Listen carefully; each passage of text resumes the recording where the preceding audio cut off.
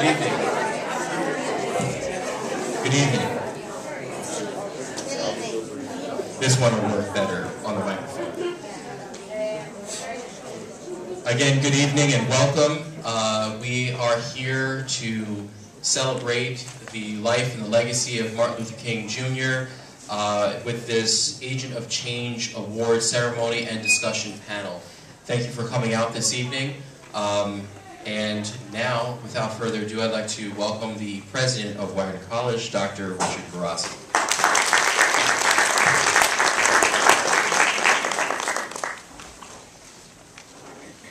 Thank you, James. You all know James graduated from Wagner, right? I say that every time that he speaks. So, class of 2005 gets. First it was 1, then it was 2, now it's 5. Yeah. 10 years from now it'll be 7 or 8 or 9. His sister was also a wonderful graduate of Wagner College. We're so delighted he's our chaplain.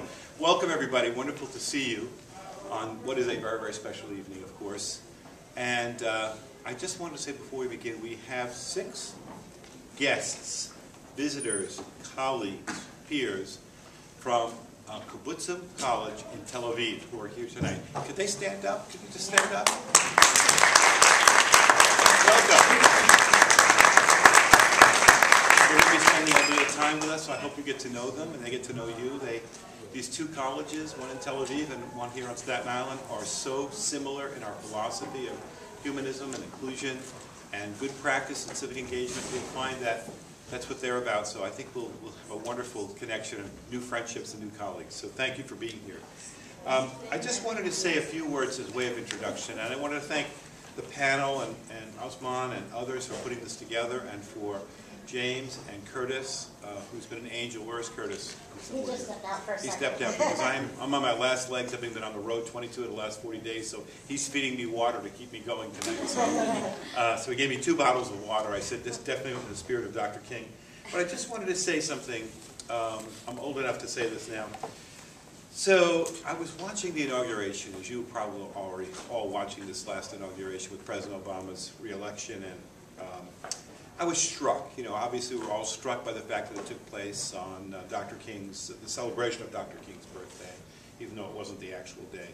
So in Dr. King's day, the fight, particularly in the 50s, from the Montgomery bus boycott, all the way up through to the March on Washington and the Civil Rights Act that was passed in 1964-65, was about an old-fashioned word now, integration. And I was thinking about from integration to inauguration. And think about that road that we've traveled as a country. Not a complete journey yet, far from it, but think about how far we've come on this road from integration to inauguration. And think about the images we saw on the stage, if you did get a chance to watch the inauguration, how inclusive that group of people up with the president were, in terms of all ethnicities, races, cultures, genders, identities of all sorts. It was a moment of America, and that was the theme of President Obama's speech, was about how, in fact, we've traveled this road of freedom, and really a road of building us further and deeper as a community, as a democratic community. And so I was struck by that theme, and you know, at the March on Washington, it was soon after the bombing in Birmingham, which killed 4 little girls, and he was struck to say a phrase you probably have heard in the I Have a Dream speech on the Mall, that he hoped that in the future 4 little girls would not be judged by the color of their skin, but by the content of their character. That we would move as a society to a place where, as a dream, as an aspiration, where we judge each other based on the gifts we have and the way we treat each other and how we can build together off of our mutual strengths. And I was thinking again of the inauguration, that we've traveled a bit down that road, closer to that capital, to realize some of the ideals of what the country was built on but didn't practice. And the last thing I'll just say about Dr. King, which was so important to me, was 2 things I'll say. One was one of the most informative documents, if you haven't read a lot about the civil rights movement or about Dr. King, and you're just engaged in this now, even if you've been over this ground, it's good to go back again. He was jailed at one point in Birmingham for peaceful nonviolent activity to integration, to integrate the schools and lunch counters and so on. And while he was in, this was early on, and while he was in prison, the white liberal members of the different churches, the pastors, were urging him to go slower. Don't go so fast. You're going to heat up things and it's going to get violent and so on and so forth. So he very, very, very delicately and very intelligently wrote this letter from a Birmingham jail. And what the letter from a Birmingham jail said is, here's the ideals of the country about freedom and inclusion. We didn't practice it, but we have the tools within the democratic Constitution and within the all the various documents that fuel the Federalist Papers and so on and so forth, the Declaration of Independence. We have ideals that we haven't lived up to, but they are ideals worth fighting for and realizing. And that's what a lot of that journey was about. So when I think about from integration to inauguration, I think about the fact that Dr. King would be very pleased of how much of the road we've traveled, but know how much more we have to go.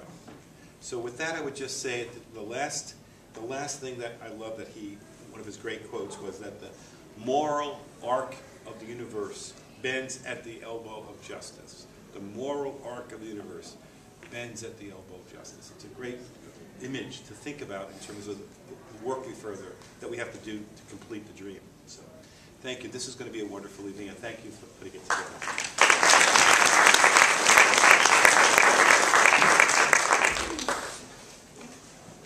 Before I introduce our next guest, she has had some experience being down in Atlanta, working with Spelman College, our provost, Dr. Lily McNair.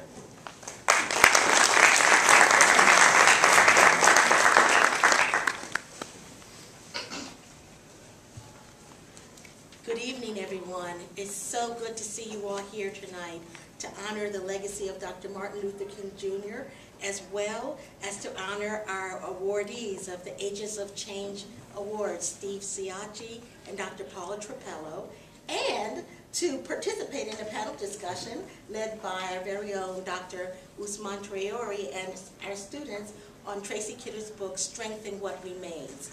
All of these events tonight really highlight the important work that Dr. King has done to advance social justice and equality for all. As Reverend Smith said, I came to you from Atlanta, Georgia, where I've lived the last 22 years prior to arriving at Wagner in July 2011. I worked at Spelman College for 7 years, and I also am a member of Ebenezer Baptist Church, the historic Ebenezer Baptist Church, where Dr. Martin Luther King and his father were pastors. So I'd like to just share some of my experiences and observations to bring our event tonight on a more personal level regarding what I see as the very strong legacy of Dr. Martin Luther King's life that truly electrifies life in Atlanta. And by that I mean that when you are in Atlanta, we were in Atlanta, a group of us last week, for the American Association of Colleges and Universities conference, and it was the first stop on a free 2-hour moment in the schedule was down to the King Center to visit the tombstone of Dr. King and Mrs. Coretta Scott King, to visit Ebenezer Baptist Church, and to visit the Center for Nonviolent Social Change, the Martin Luther King Center. On Auburn Avenue, where Dr. King was born and where he was raised and where he spent a good part of his life. The Atlanta University Center, which houses Morehouse College, his alma mater, and Spelman College, the alma mater of his wife, Coretta Scott King, is also the center where many people in the King family went to college and graduated from college. If you go to Auburn Avenue right now, you will meet people who work in the shops who will remember Dr. Martin Luther King. So his life is still real and vivid in Atlanta, especially on Auburn Avenue. This is not a place where one celebrates his life and legacy every year, a day to act, not remember, but it's where his life rings true. I heard an interview of a man on NPR last week who said, I went to the inauguration because I valued what Dr. King has done for our country. I shined shoes on Auburn Avenue, and Dr. King would walk in once a week And I didn't know who he was, you know what I mean? Because that's what he said. But I knew he was Dr. Martin Luther King. He came in every day. He always talked to us. We knew that he was doing something important, but we didn't really know exactly all that he was doing. He always looked out for people. The shoe shine cost 35 cents, but he was a good tipper. He always gave me $1. I remember him, I remember his family, and I'm here today to honor him and to remember him.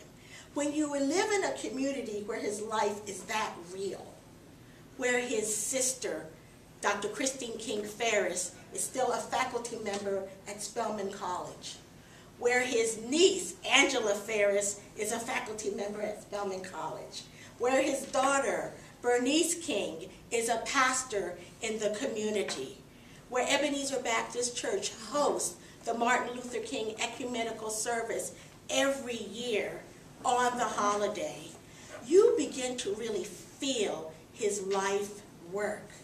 When you sit in Sisters Chapel at Spelman College and you read a plaque, as I did one day, and chills went through my spine when the plaque read, "In this space lay Dr. Martin Luther King. He rested in state," and it gave the date, because his body rested in state on the campus of Spelman College before his funeral.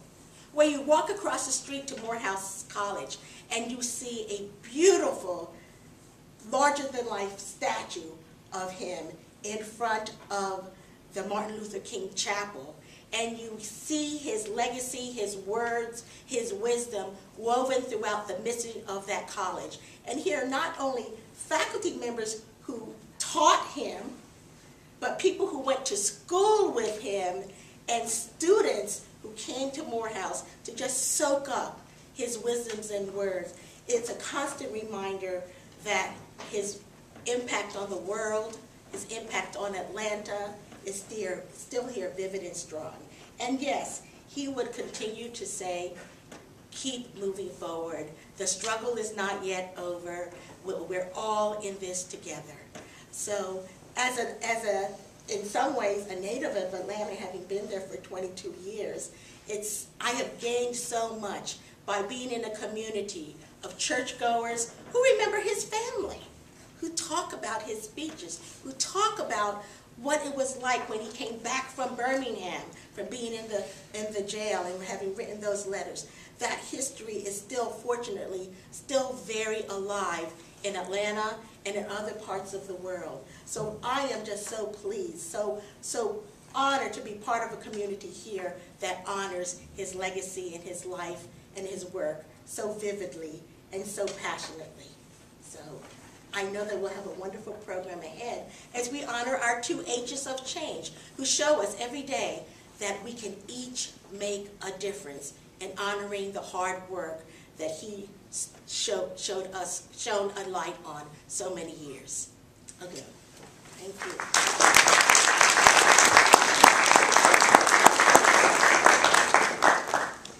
And now I get to introduce a good friend, and she became a good friend because she taught my sister here at Wagner College, and she will introduce and give you an introduction to Dr. Paula Tropello, who is our first award recipient, and that is Miss Pat Tucker.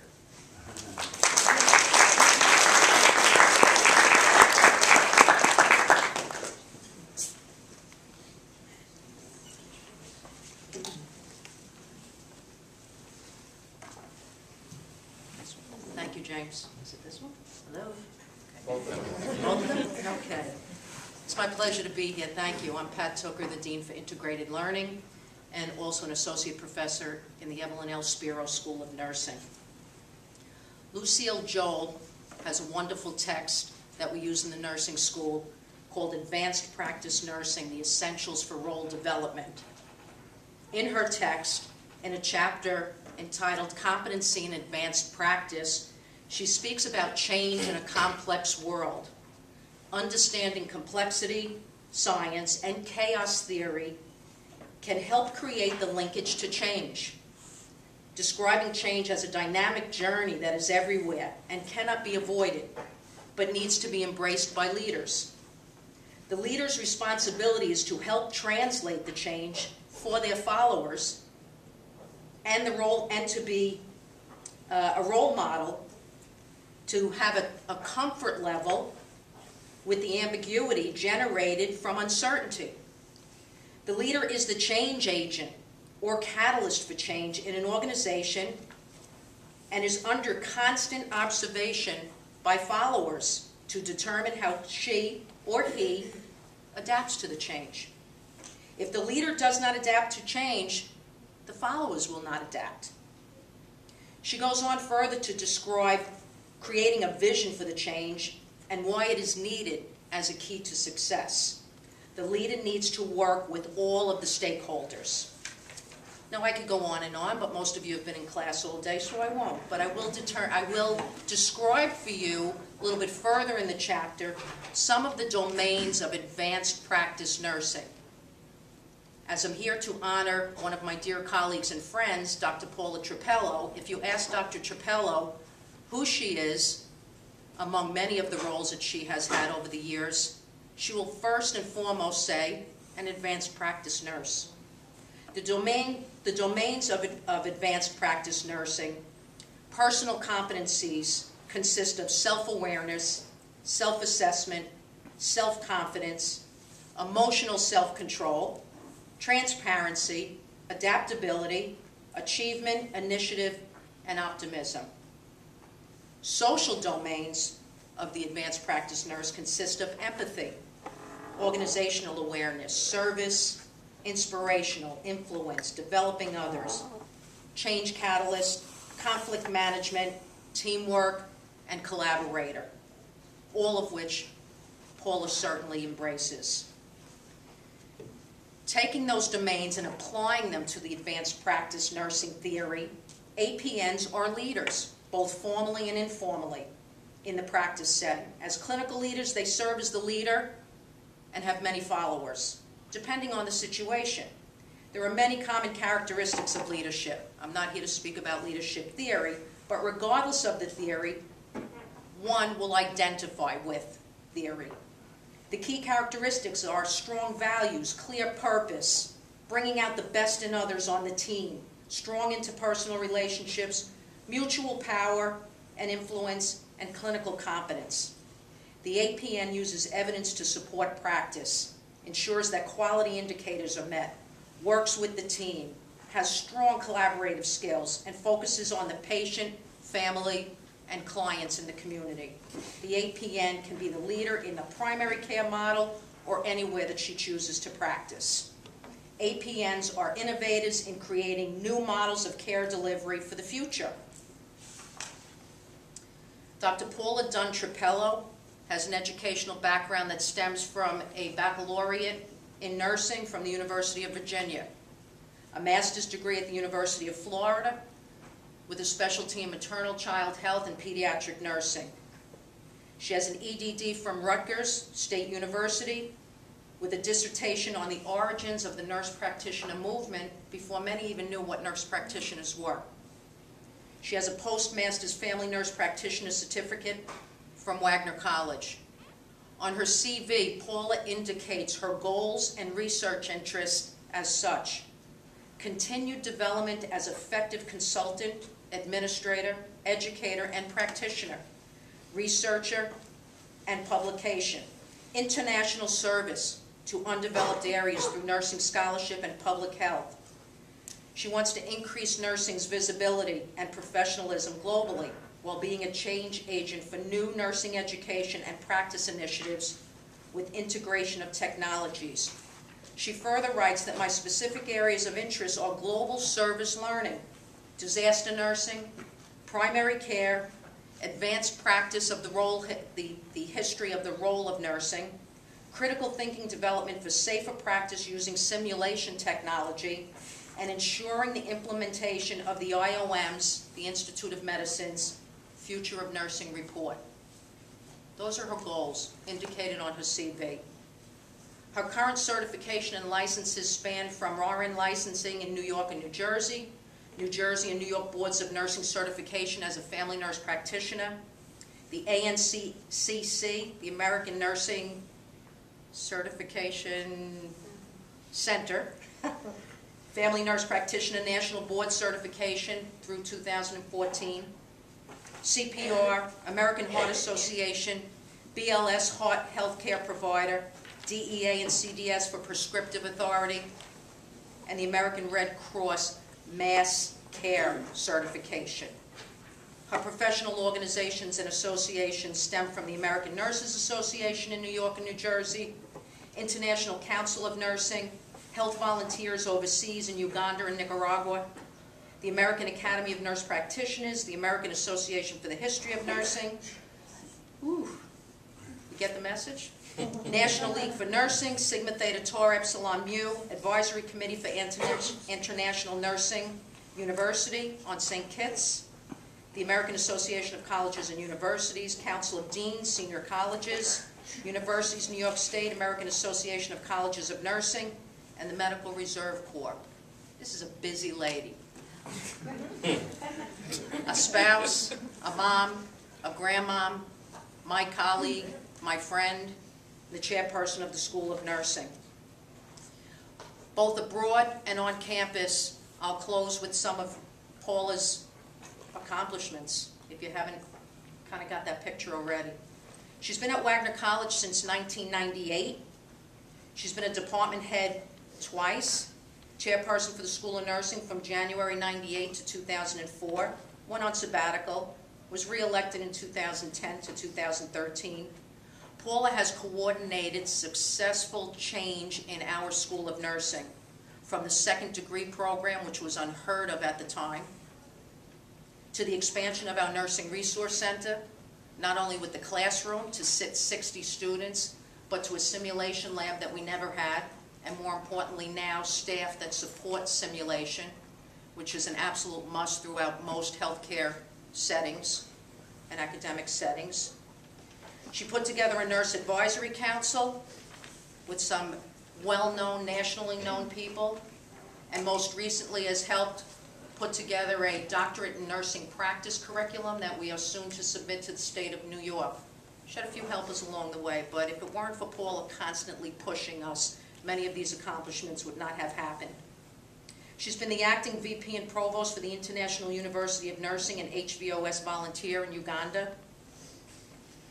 She has done disaster relief.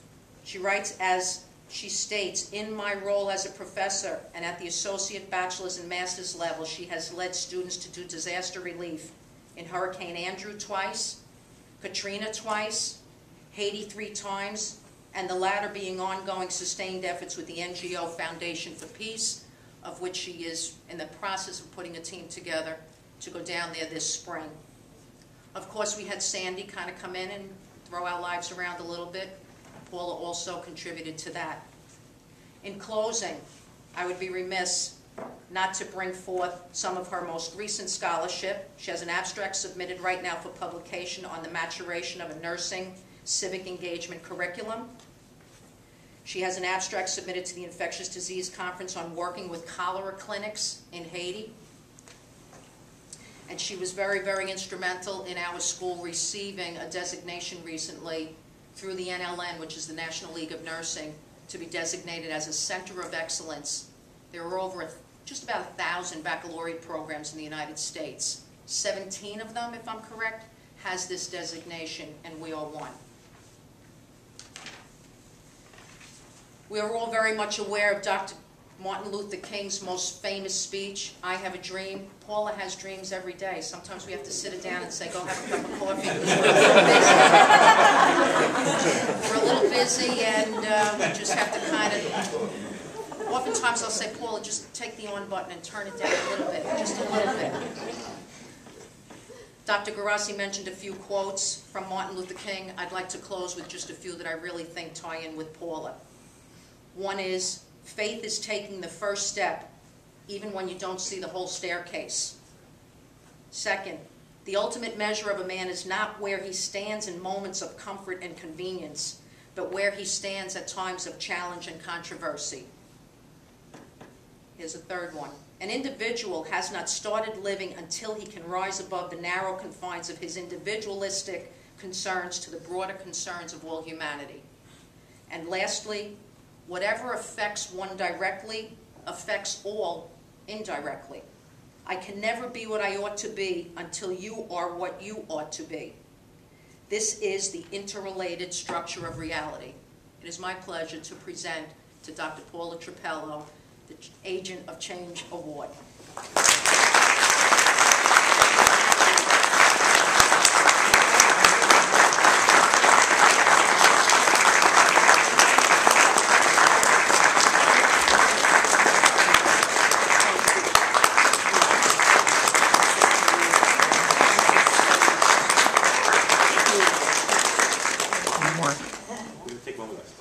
This is beautiful. So unexpected, and thank you. Well, maybe Thank you. This is just okay, lovely. I feel so much taller whenever Thank you. This is so great. Thank you. I thank you all so much. Can you hear me? I usually have a loud voice. Thank you for my class for coming too. 617. I suppose the lesson here is that if you want to be really recognized and sound really great, call Pat Tooker. That was just so wonderful. And, you know, so much of this I feel is undeserved because it's my colleagues who make what we do in nursing possible. But I have to say that going back to Lucille Joel, many of you may not know who she is, but she's actually a retired professor at Seton Hall and is now at Rutgers.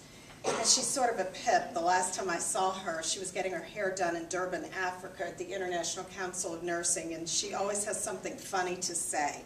But she's sort of the head honcho of all nurse practitioners in the world. And she used to be president of the American Nurses Association. And she calls nurse practitioners agents of change and always has. So this was particularly, I thought, important for my class to attend. So thank you. And, you know, nursing is, the wonderful thing about nursing is that we deal with every person in the world from birth to death. You know, all over the world there's nursing. There's always been nursing. And so it's sort of wonderful to know that we've always, I believe, embraced diversity. And it takes real courage, I think, to do the things that Martin Luther King did. And I, like our wonderful provost, grew up in the South. Well, I grew up in the South. You lived in the South. I don't know if that's where you grew up. But I'm still very good friends with someone in my high school class who I remember the day that she and her brother got on my school bus. And they were the first students of color at my high school. And we still talk about how brave that was for them. She's an attorney today and doing very well, and we stay in touch. And when my husband and I go to Memphis and have that wonderful barbecue, we always visit, sadly enough, the hotel spot, the motel spot, I think it's called, where, you know, Dr. Martin Luther King was shot. So it's very, very humbling for me to be included on this day. And believe me, I don't do everything on that resume. It's our group. but I'd like to do everything on that resume. For the most part, I really believe that the transformation in our students has been being able to see the world and how nursing and healthcare can be achieved wherever we are, and the sensitivity and you know, just really wanting to be human beings wherever we are in the world and giving whatever we can to improve health and wherever we are. And you know, you can do that in the smallest amount of work or being very well educated. It doesn't matter. There's something for everybody. So our faculty and our nurses have embraced, our nursing students have embraced all these opportunities, and we've been supported by administration. So we really do appreciate that and the opportunity to embrace change. So thank you very much. And just one last thing, you may not have heard of appreciative inquiry, but I would encourage you to Google it. It is a form of leadership change that we use in our department. Our last 2 summits we've used appreciative inquiry. And it's really looking at each and every person's positives. We all have positives and negatives. We have great things that we do. We may not be so good at other things, but what appreciative inquiry strives to do is take the best of everyone and put it together in order to achieve change. So thank you again. This is very humbling. Thank you so much.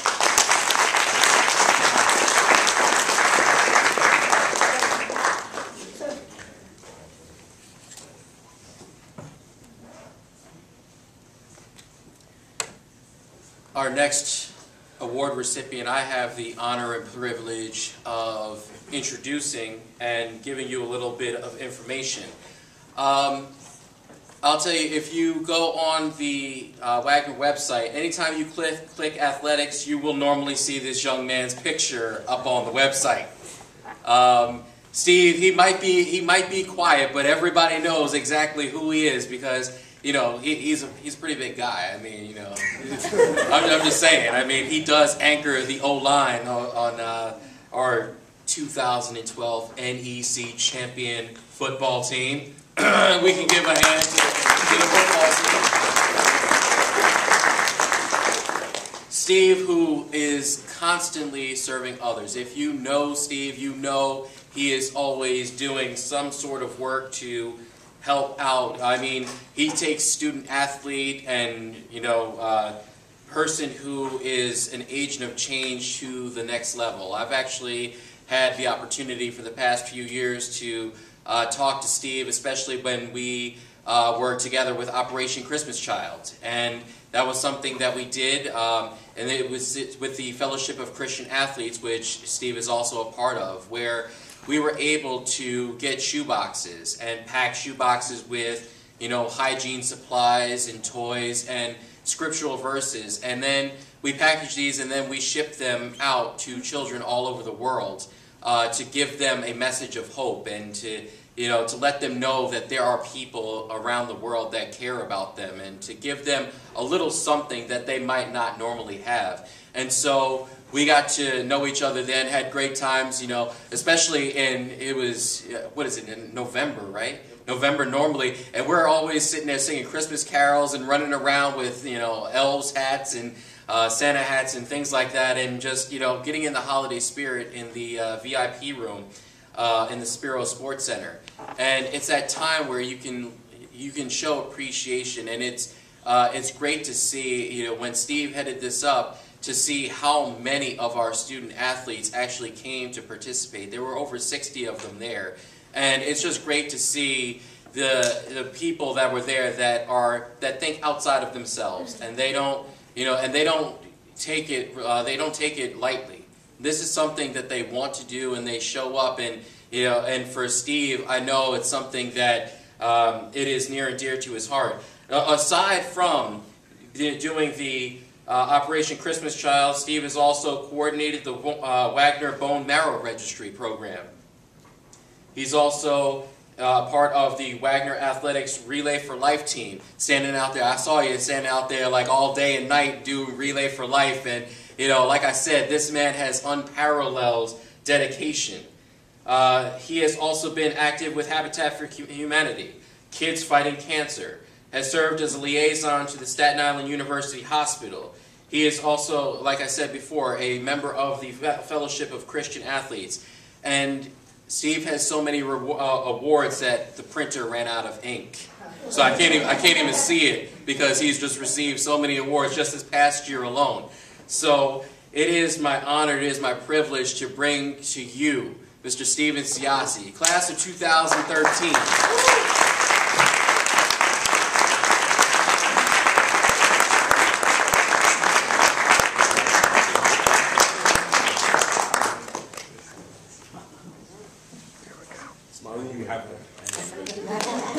Lily, this could be now. Stand in front of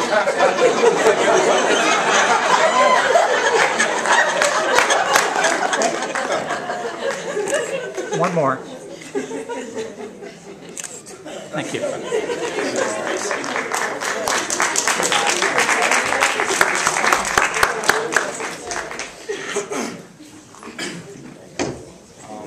everyone's having a really good night. I'll be really quick. One of the things, first of all, this is an amazing honor just to be mentioned, to get an award from a man as amazing as Martin Luther King. When I think about the legacy he's lived, I mean, I play football with guys that, if you don't have a person like Martin Luther King, like my roommate C over there, my other roommate Sadiq, I'll never be able to play with these guys. And these are like my best friends. Adams, if he's in here, he probably left already, but Martin Luther King always said, I had a dream. That's something that my parents, at a young age, they're up there. I love them so much.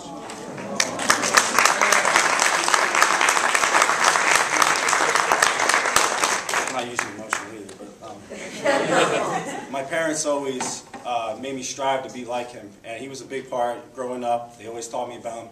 And at a very young age, my parents made my brother and I go out into the community and do stuff. And so this is just something I grew up with. And I couldn't have done it without him and my older brother. And, but just thank you so much for everyone who gave the award. I know it's not a very good speech, it's really good, but it is quite an honor. Everything I've learned the past 4 years at Wagner, they've been incredible 4 years for me. I've learned so much. And I'm just truly grateful to everyone in this room. So thank you very much.